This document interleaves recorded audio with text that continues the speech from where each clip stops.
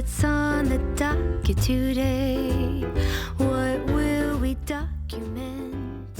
Have you ever heard of April showers bring May flowers? Well, that saying inspired me to make a cute rainy day girl. As I went over concepts for her, something flashed in my mind. Totoro! To be exact, the scene of him standing at a bus stop in the rain. So I decided my rainy day girl would be a Totoro fan. Let's start doctoring.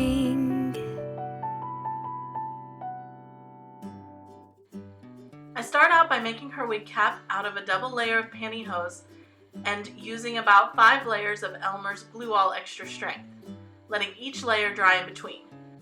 I gave her black hair since she would be wearing a gray hoodie. For the style of her hair, I wanted to make it shorter with edgy layers. I glued on each weft, working in a circle pattern around her head until I got to the crown. At the crown, I glued some brushed yarn directly on top of her head to hide the wefts. Once I prepped her head and removed her factory paint, I began to use soft pastels to take away the green. I started out by using a dusty pink color to neutralize the light green of Frankie's skin. I then applied 2 more layers of a skin tone. That still left it a little more pink than I wanted, so into the skin tone I added a bit of green, and this helped to neutralize everything. It looks weird first going on, but after it's sealed, it looks a lot better. With her skin color complete, I began to sketch on the eyes with a light brown pencil.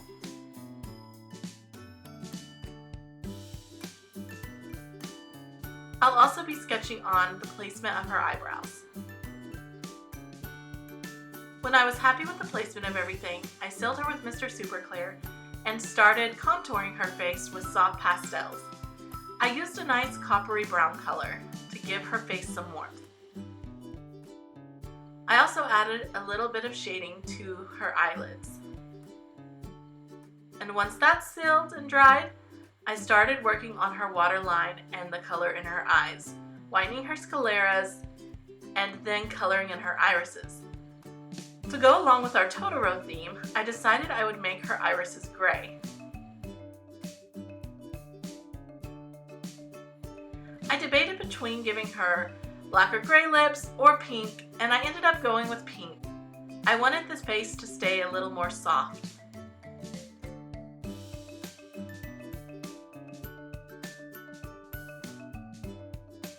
Now I go in with a dark gray pencil to give some more detail to the irises. I actually really like how these gray eyes turned out. I was a little bit worried at first that they wouldn't have enough pop, but I think they turned out really cute.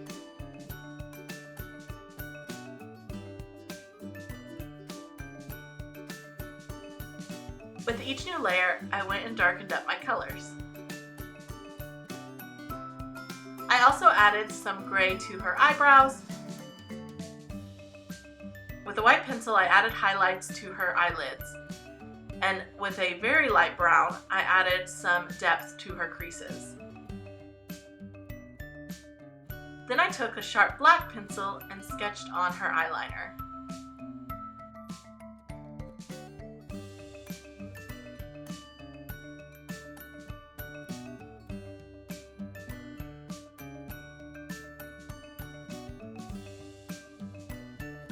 On this layer, I also added in her pupils, and with soft pastels, I deepened the crease of her lips.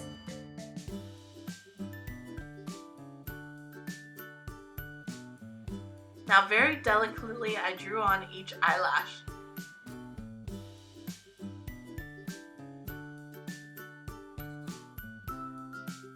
With my dark gray pencil, I added some shadow to the whites of her eyes, and with a black pencil, I added that same shadow line to her iris.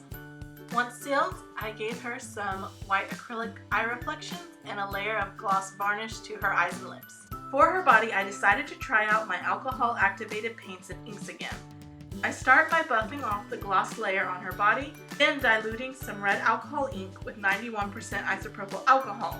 I'm going to use this as a light wash on her joints to neutralize the green of the plastic some. I've noticed that the alcohol ink sticks to the plastic really well, and it doesn't tend to scratch off so easily. So by adding this layer, I'm hoping that if the paint scratches off like it sometimes does at the joints, the green won't be as noticeable. Next, I sealed the body with MSC, and then once dry, I activated my paint with 99% isopropyl alcohol. You want the consistency to be a little thick. I'm planning in the future to make a more detailed tutorial of using this method for recoloring. Once the paint pigment is mixed, I use a makeup sponge to dab the color on the doll's skin. This dries pretty fast, so I had to work quick. When one layer was applied, I sealed it with MSC. It takes me 2 to 3 layers of this paint to fully coat the doll. With pastels, it usually takes 5 to 8 layers depending on the skin tone I want to achieve. Now onto her clothes. I'll be giving her a hoodie, pants, and rain boots. For the hoodie, I used some knit fabric and cut out my patterns. I then put the pieces right sides together and stitched the arms and sides. I ended up cutting a slit in the back and attaching a hook and loop fastener to it to make getting the hoodie on her easier. I also stitched up the hood and used fabric glue to attach it to the neckline of the top.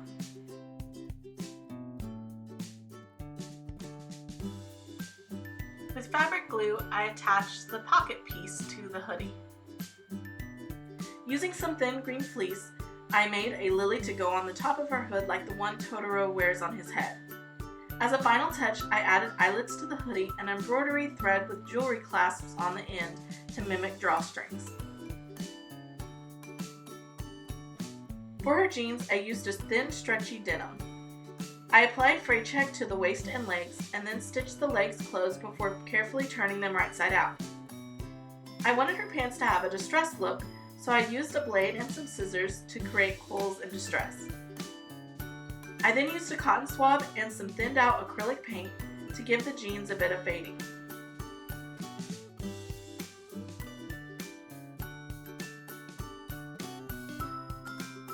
To finish the outfit, she needed some rain boots. I decided to try out the paper mache method, but I used some Monster High shoes I had as the base. Her rain boots needed to have enough room for her jeans, so I used a spare Claudine doll body as a mannequin. I covered the jeans in plastic film and began to paper mache. I used some scrap paper from past videos and a mixture of glue all and water.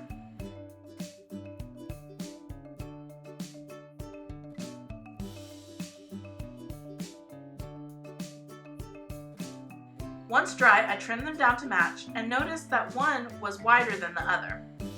So I cut a slit in the back of the wider one and glued it closed to be more tight and closely match the other.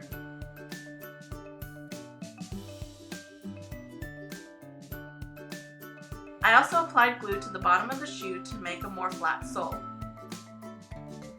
Now this is looking like an odd-shaped rain boot, but I modified its shape with a little epoxy sculpt. Once cured, I added a few detailed pieces, and it was ready to paint. To help the acrylic paint stick a little better to the shoes, I mixed it with some Mod Podge. This also helped give the rain boots that shiny rubber look. When the base layer was dry, I painted on a few more details and added some more felt leaves. We can't have a rainy day without an umbrella. I tried making this umbrella a few different ways, but didn't like either of them. And then I came across an origami video on YouTube showing how to make an umbrella that opens and closes. I'll leave a link to the original video in the description below. Here I'm using a thicker linen paper instead of origami paper. You can use either. If you are using a thicker paper though, I advise that you use something to really press down your folds. I didn't have any origami paper, and I really liked the sturdiness that this linen paper gave me. Also, it gave the umbrella a little bit of a fabric texture when painted. In the comments below, let me know what is your favorite Studio Ghibli film. I made these holes a little too big, so this is where I had to stray a little bit from the original tutorial. I created a kind of stopper for the top and bottom out of some rolled paper and a straw. this helped fix the problem of the holes being too big. After the folding was complete, I sprayed the umbrella with a layer of gloss black paint and painted the little pole with some silver. Now our cute Totoro girl is finished. She's all ready to play in the rain. If you've liked this video, please give it a thumbs up and subscribe. Also, don't forget to hit the notification bell. I post a new video each week. Thanks for watching!